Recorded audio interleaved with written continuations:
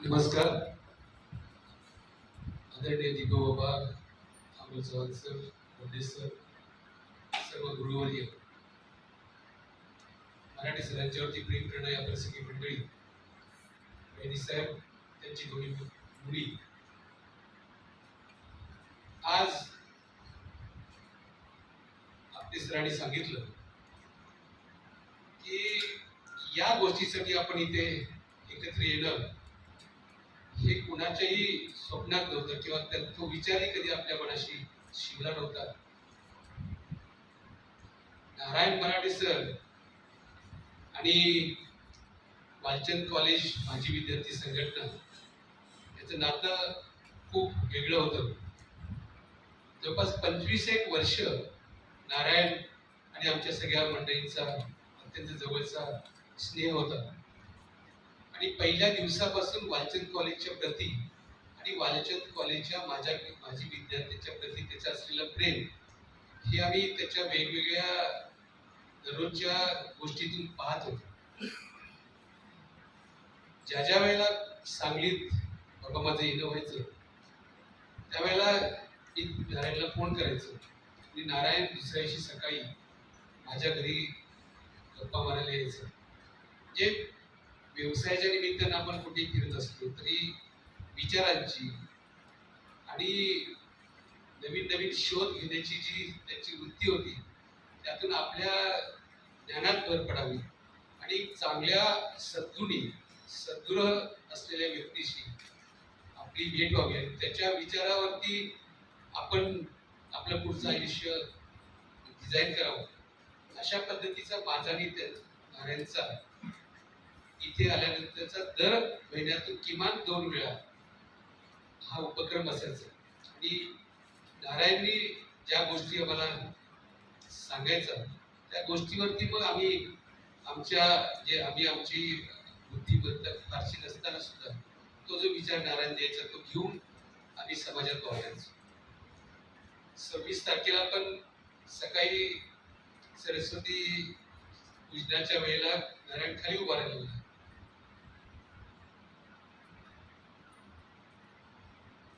मी म्हटलं नारायण ये वरती, खाली का उभा राहिलास?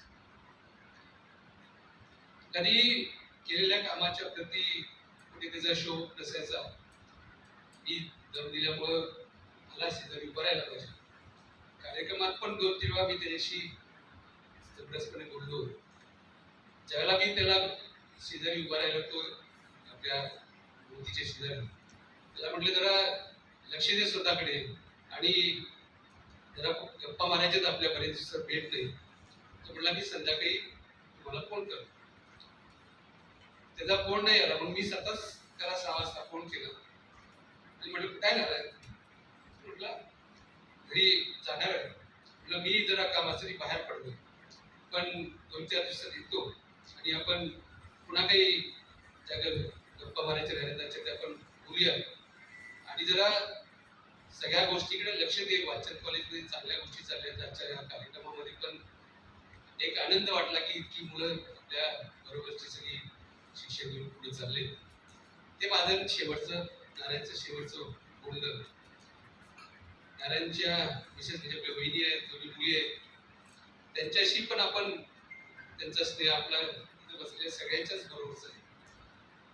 कुटुंबात आम्ही म्हणजे नारायण म्हणजे आपण सगळे हे कुटुंबातला इतक्या जवळचा आपला व्यक्ती इतकी अचानकपणे या बरोबर काल होता आणि आज नाही हे कुणाच्याही विचाराच्या पलीकडचं आहे.